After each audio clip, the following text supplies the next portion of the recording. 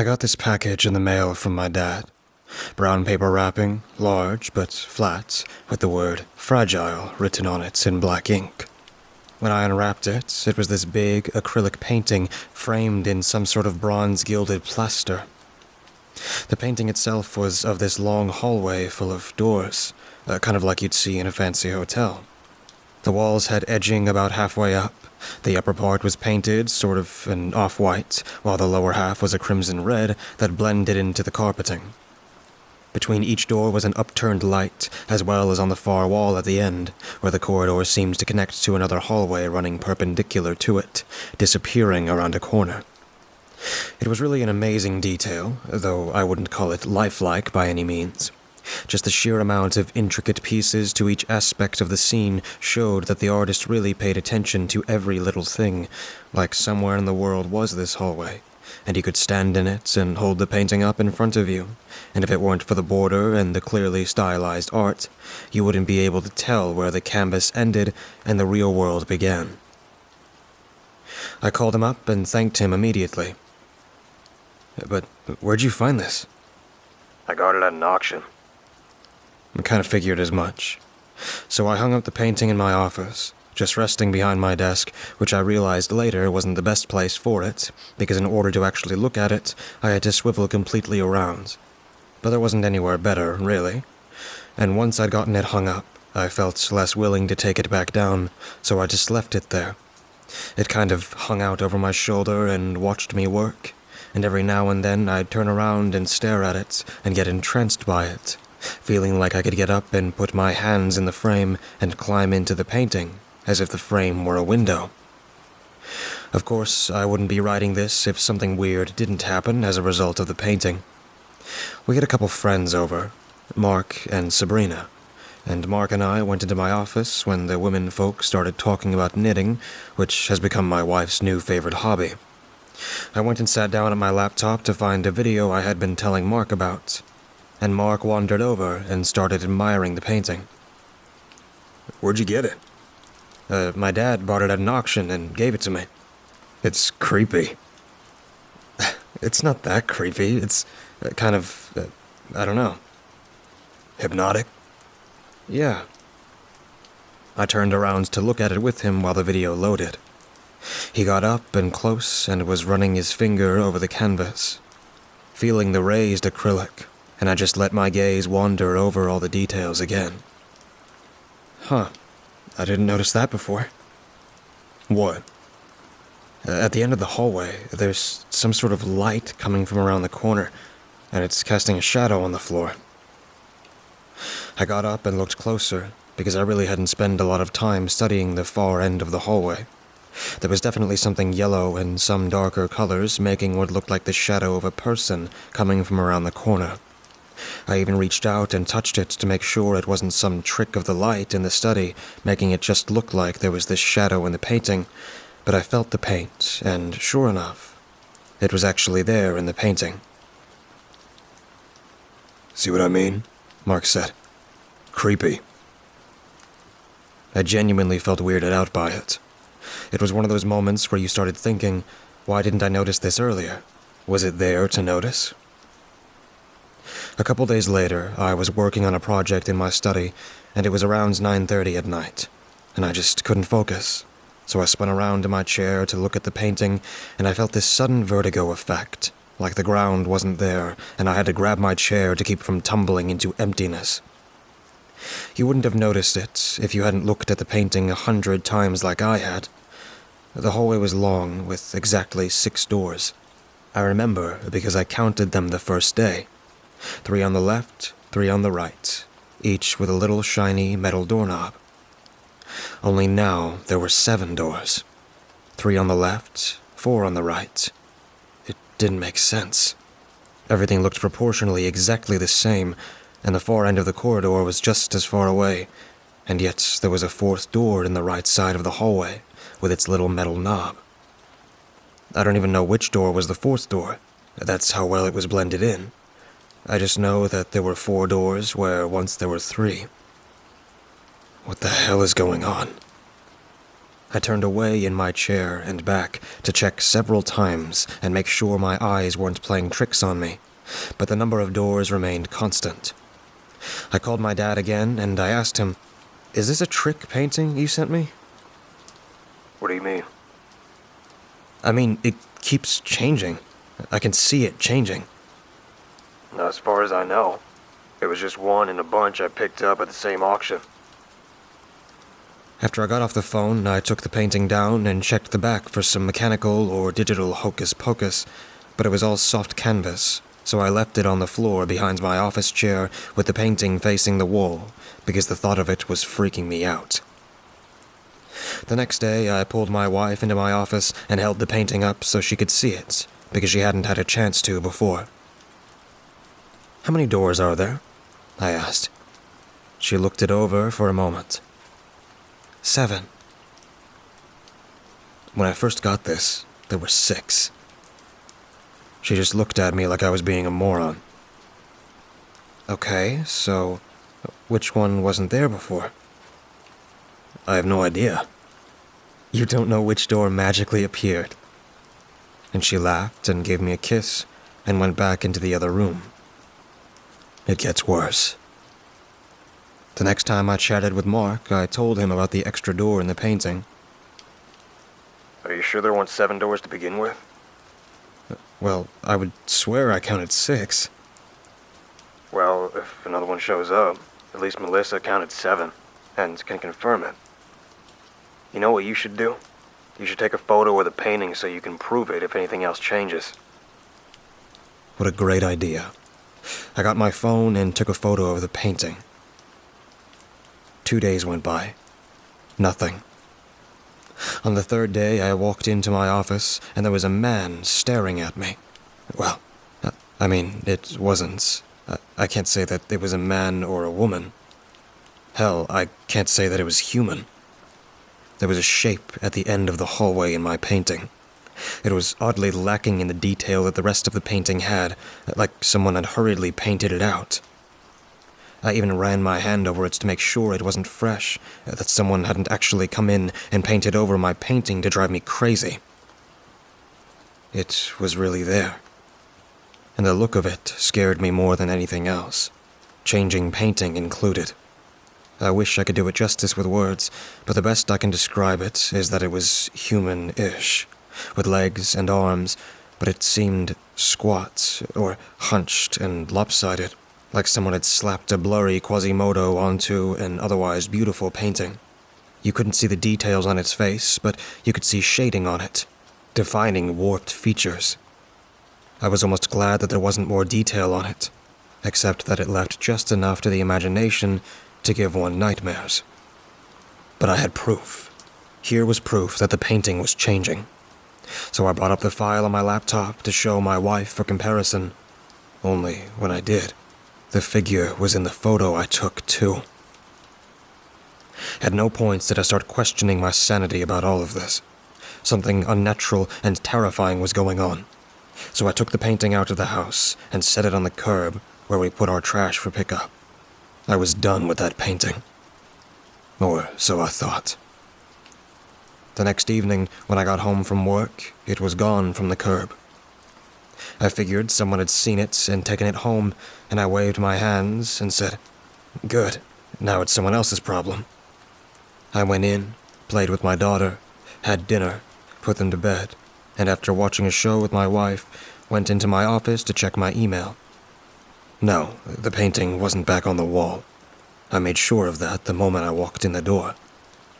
But I got a message from Mark asking if the painting had changed any more, and I told him about the creepy new addition and also how I had gotten rid of the painting. Oh man, that sounds cool. Wish I'd gotten a chance to see it. Well, I can send you a photo I took of it. Cool. So I opened the image file. The thing in the painting had raised its arms. Before, you could only barely make out the arms hanging at its sides, but now both arms were raised up over its head, and its fingers were spread apart like it was waving hello at me. I zoomed in as best as I could without pixelating the image, and the shaded contours of the face seemed stretched into a grin. Oh, Jesus, Mary, and Joseph. I sent Mark the file, but the connection kept messing up, so I put it in a folder on my Dropbox account and gave him access to it. "File's corrupted," he texted me. I tried to open it as well, but he was right. Every time I copied the image file, somehow it got corrupted. "Must be that spooky magic," Mark spoke. "This isn't a joke. I'm freaking out here." "Just delete the file if it's scaring you so badly." So I deleted it, but it gnawed at me, you know. The painting was still changing in horrible, terrifying ways, seemingly acknowledging my observation of it.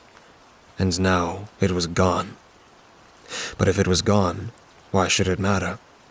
If something unholy happens, it's the problem of whoever has the painting now, right? And they'll see it changing too, won't they? It was 2 days later, and I was organizing a folder of documents and had accidentally deleted a couple I hadn't meant to. I went into the Windows recycling bin and, you guessed it, there was the image file along with the documents. I had to look. I was trembling with dread at the thought of it, but when something so surreal happens to you, you have to witness it and see it through to the end. I recovered the file and opened it. The walls of the hallway seemed to be melting. The partition separating the red from the off-white was lower than it had been before, and drooped in places. The ridge of the lights looked like they were peeling off. The carpet seemed less crimson and more reddish-brown, and the figure had taken several steps down the corridor towards the viewer's perspective. More details had become defined, hair hanging off its head, long and black like it had been painted with a fine-tipped brush.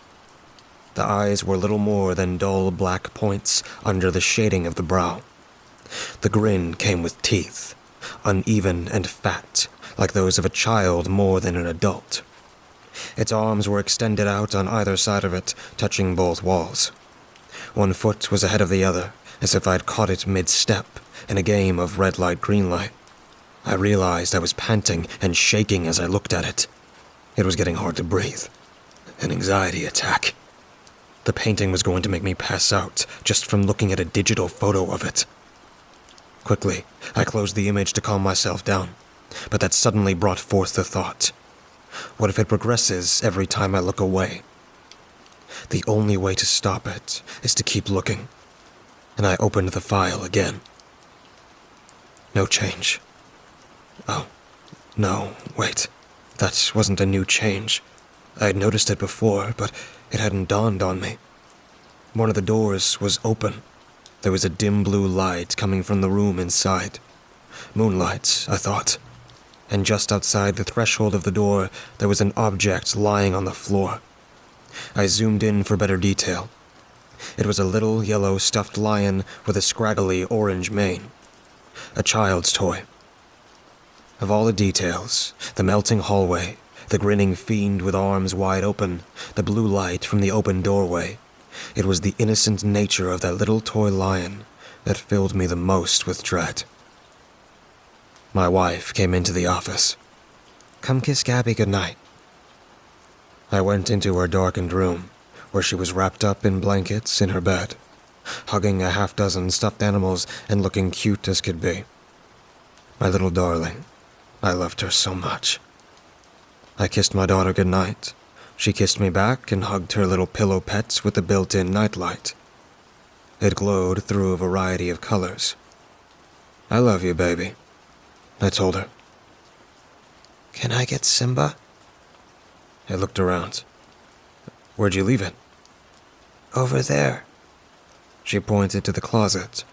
The door was open, and her toy lay on the floor just inside. Simba, her little yellow stuffed lion with a scraggly orange mane.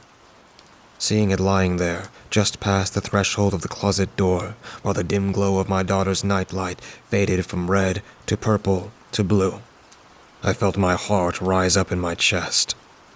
The closet was just a closet. I could see it was just a closet. There were clothes on hangers and bags with toys and blocks in them. They were right there, And yet, as I looked at the stuffed lion lying on the floor, waiting for me, I felt as if I could see carpeting on the floor inside the closet, even though there was none. Carpeting, not in my vision, but in my imagination. And maybe if I went in and shut the door, I'd find that the walls beyond those clothes had a wooden partition. Red below, off-white above. And maybe there was something hunched and terrible shambling its way towards us, even as I stood there, staring at that toy. I walked, briskly, trying not to look half as frightened as I was, snatching up Simba and shutting the closet door. My breathing was heavy, like I'd just run a mile, and I struggled to avoid gasping for breath as I tried to calm myself down. "Hey, did that poster fall down?" I asked nobody in particular, then pretended I was trying to adjust a cat poster that had been on the floor by her dresser for months, and shoved the heavy dresser over so that it was partially blocking the closet door. "Here's Simba, sweetie." I handed the lion to Gabby, gave her a quick hug and kiss, and wished her good night, before rushing back to my office. The painting had changed, as I knew it would. The open door was closed, the toy gone from the floor. The hallway was dimly lit with yellow light from the melting lights again. But the thing, that not quite human fiend, was standing right outside the now shut door. Its body turns to face it with both hands pressed up against the door itself, like it was running its hands down it, caressing it, and its head turned towards me, still grinning that awful, frightening grin, full of gnashing, crooked teeth. Oh God, how close had it been? No, it's just a closet. The hallway's not there. It's not real. None of this is real. I've put up signs around the neighborhood, knocking on doors, asking everyone I knew, and many I don't, if they know who took the painting. I need to find it and get it back. I want to tear it, shred it in my hands, throw it in the fire, and watch it burn to ashes. Jesus, God in heaven, I hope it didn't end up in some landfill. I've learned the awful truth. All doors lead to the hallway. It never stops. I don't know the rules. There don't seem to be any. I thought, okay, this thing is bound to a painting. But then the digital photo I took of the painting began to change too. Then my daughter's toy appeared in the image, and in a panic, I barricaded her bedroom closet. I wish I could tell you how it works. All I can tell you is that if you are the one who ends up with it, it's too late. I'm sorry. For over a week, I hunted for that painting. I'd put it on the side of the road to be carted off on garbage day, but someone saw it and picked it up and took it home with them. Who? I don't know. Do they see it changing? Is it terrorizing them now? What do I do? It eats at you, not knowing. I refused to open the image file, afraid to see what it showed, certain that that hideously deformed creature would be twisting the knob on the door that presumably led to my daughter's bedroom. I lay awake, listening for the distinct sound the hinges on that door make, my heart racing like a track runner's. Sometimes I would imagine I heard it and bolt into her bedroom only to find it dark and empty, only the soft sound of her sleeping. The closet door still shut and blocked behind a wall of boxes. In desperation for my own sanity, I removed the doorknob, and then I sat there at my desk, studying the knob, wondering if that had made a change in the image. Was the knob gone in the painting? Oh God, it was killing me to know, to see whether I was safe or not. So, I opened the file. Jesus, Mary, and Joseph. I opened the image, biting my knuckle in tension. And when I saw it, my jaw clenched up so tight, I tasted my own blood and nearly broke my finger. It was there. It was right there. The monster, the freak, the thing that lived inside that painting was staring right at me, filling the screen. Details so vivid it didn't look like a painting at all. It looked like I'd taken a photo of a disfigured man standing in front of a canvas. Its skin was like wax, pale, greasy wax. The flesh lumped up in places, slowed off in others.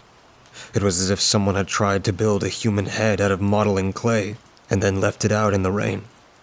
There was hair, black and brown and white streaked hair that hung like seaweed off the top of its head, running down over its face, covering its ears.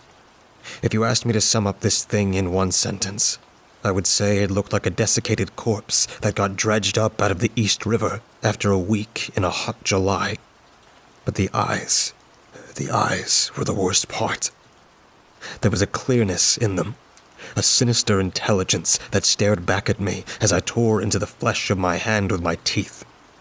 No dullness or milky coloration, just piercing brown eyes looking dead at me. And a mouth full of teeth covered in a mischievous smile, and I mean full of teeth. It was like I was looking into a shark's maw. Behind the first row was clearly another row of the same crooked, yellowing teeth. 2 rows, exposed by its excited grin. That was what it was. Not mischievous at all, but excited. It was happy to see me. And as I had that thought, staring in escalating horror at my computer screen, this inhuman nightmare staring back at me, I knew it was true. It could see me. It wasn't just a painting that looked like a freak of nature was staring out of the canvas. It actually was looking at me, out from my screen, just as I was looking at it. I shouted and closed the image. Then I deleted it. I emptied the recycling bin just for safe measure.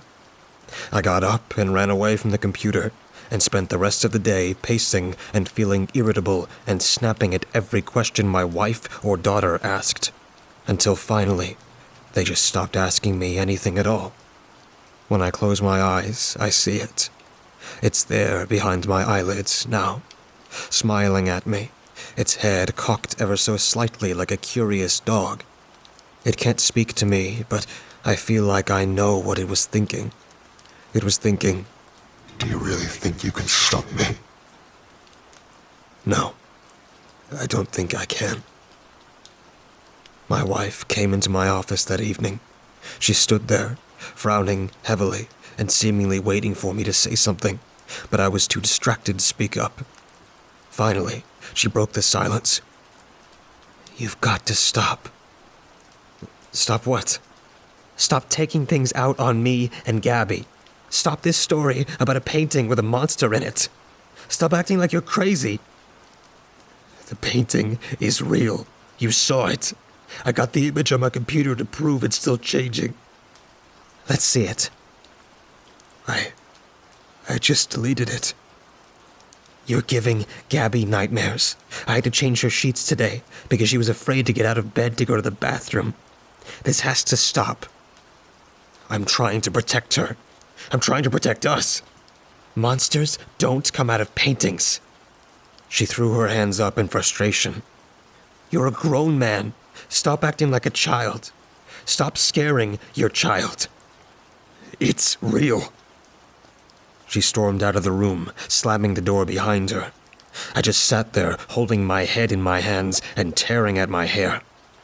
It felt like my stomach was eating itself from the inside. It groaned and tugged at my guts. We'd fought before, but never like this. I should apologize, I thought. She was in the bedroom, packing a suitcase. "Where are you going?" I asked. "I'm taking Gabby to my parents." In Indiana? For how long?" She threw a bunch of clothes in the pile. "I don't know. That depends on you." "Don't go, please." "Look," she sighed. "You could use some time to relax. I think you're too stressed lately, and I hadn't seen my family in months." "I can go with you." She looked at me. "Could you?" I couldn't. I had taken too much time off already from dealing with Gabby being sick over the winter.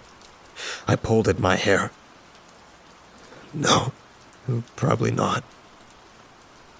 She went into Gabby's room and came back with a pile of her clothes to go into the suitcase. It's a 2-day drive, I reminded her. We'll stop at a hotel, like we always do. Gabby likes the one with the big pool. I covered my face. I didn't want her to see that my eyes were brimming with tears. Please. I could feel her eyes on me. Call me when you get there. I sat at my desk in an empty house. Just me and the television to keep me distracted, to keep me from thinking too much. Shut my brain off. Don't let the mind wander, you know. I wasn't actually watching it, just listening. If you asked, I wouldn't even be able to tell you what channel it was on. The clock on the wall said it was just after 11 p.m. My wife and daughter had left hours ago, and would most likely be stopping at the hotel she'd made reservations at soon. That was when I got an instant message from Mark. I hadn't talked to him in a couple weeks, since the whole nightmare had begun. When the painting had started to change, I'd taken the photo of it and tried to send it to him, but for some reason, the file got corrupted every time I sent it. It felt good to get a little outside contact. I want you to see something, his message read. What is it? I wrote back. He sent a file. I double-clicked and opened it. It was the photo of the painting. The hallway was back to normal, though, and no freakish, shambling horror was staring at me or anywhere to be seen. The walls weren't melting. The lights were normal. It was just like it had looked when I first received it from my father. Except there were 8 doors in the hallway. And, like before, it fit so perfectly that I couldn't tell you which door was the new one. I closed the picture and wrote Mark back. I thought the file was corrupted. He didn't respond. I sat there, waiting. It looks just like it did to begin with. Did you do something to it? I wrote. Look again. Something was off. I saw there are 8 doors now. Look. A pause. Again. I double-clicked the file, and the bottom dropped out of my stomach. There was the painting. There was the hallway. There were the lights. There was the red carpeting. There were the 8 doors. And there was my wife and daughter walking into the 8th door. And in the background, there was the shadow of the shambler coming around the corner. Oh, Jesus. I scrambled to write a message to Mark. What's going on? See you, he wrote back. Or did he? Soon. Mark? I typed. No response. I wrote his name again. Screw this, I thought. I need to call Melissa. I ran into the other room and grabbed my phone, running back into the office. I kept trying to get Mark to respond while dialing her cell number. When she answered, I nearly screamed in relief. What's up? She sounded tired. I just want to make sure you were okay, I said, trying not to sound as panicked as I was. Yeah, we just got into the hotel room. Good timing. What does it look like? There was a long pause. I could hear Gabby asking questions about the TV in the background. What does the room look like? Well, actually, what does the hall look like? I stopped typing Mark's name into the messenger box and double-clicked the image file. The melting man was there. He wasn't as detailed again, mostly a jumbled smudge of paints, but he was clearly halfway down the hall and looking not at the doors of the hallway, but at me again. I could see stipples of white showing the teeth in his grin. Oh God, he's right there. On the other end of the phone, I heard my wife. I didn't really look. Hang on. I could hear the latch on the hotel door turning. No, I squeezed the phone in my hand. What? No, don't worry about it. Tell me tomorrow. I sat there and stared at the image on my screen. Maybe if I left it up, the thing wouldn't be able to move. Why the hell hadn't I thought of that before? Leave the image up and it can't possibly change, right? But what the hell was up with Mark? Why did he send me the photo? Did he? He still wasn't responding to my messages anymore. You're not Mark, are you? Had I infected Mark's computer by sending the file to him? What was that, honey? I forgot I was still on the phone with my wife. Just talking to myself. I heard Gabby again in the background. Can we play in the pool? Look, I gotta go. The pool's only open for another half hour, and I promised Gabby she could play in it. She's all wound up from being in the car. She spoke to our daughter in the background. Do you want to say goodnight to Daddy? Wait. She wasn't listening to me. Gabby got on the phone. Good night, Daddy. I love you, Gabby. I told her. Can you put... My wife was back on the line. We love you, honey. She hung up. I sat there in the dark of my office, the quiet of my house. Even the television seems to have gone quiet. I sat there and stared at the image on my computer screen and prayed. Please, God, protect them. He didn't hear me. I should have been with them. I failed to protect them. Instead, I sat there at my desk all night and stared at the picture of the grinning beast as it lurked in its seemingly frozen state outside the door to my wife's hotel room. The phone ringing in the other room snapped me awake. I wasn't really asleep, mind you. Just sitting there in a trance, like a zombie, staring at the computer screen. My brain was in a fog. I shambled into the other room and picked it up. It was a police officer from Pennsylvania, calling to give me the bad news. My wife and daughter had been found in the hotel pool the following morning. They suspected that my wife had slipped, hit her head on the tiles, and fallen into the pool, holding my daughter's hand and taking her in with her. The injury apparently caused my wife to seize. Gabby had bruises on her arms. I knew what really happened. They had wandered into its realm. That thing in the painting, and it had finally gotten what it wanted. I dropped the phone and walked in a trance back to my study. My stomach was fighting to reject everything inside me. Both legs seemed confused about which direction they were supposed to be going, but I had to keep looking. I had to keep my eyes on the picture. I had to keep the monster in the painting. Melissa and Gabby were waiting for me when I got back to my desk. It had left them dumped unceremoniously in the middle of the hallway. There was blood on the walls, on the doors, on the two sad forms flopped in the middle of that crimson carpeting.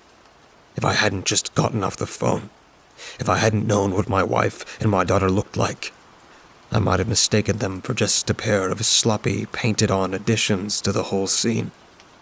It left them for me to see. It was gone. I closed the picture and reopened it. Nothing changed. I closed the picture and reopened it. Nothing changed. It was supposed to come from me. It was my curse, not theirs. When I finish writing this, I'm going into my daughter's bedroom. I reattached the doorknob to her closet door earlier today. I'm so sorry, Gabby. Daddy loves you. I'm so sorry, Melissa. I'll see you both soon.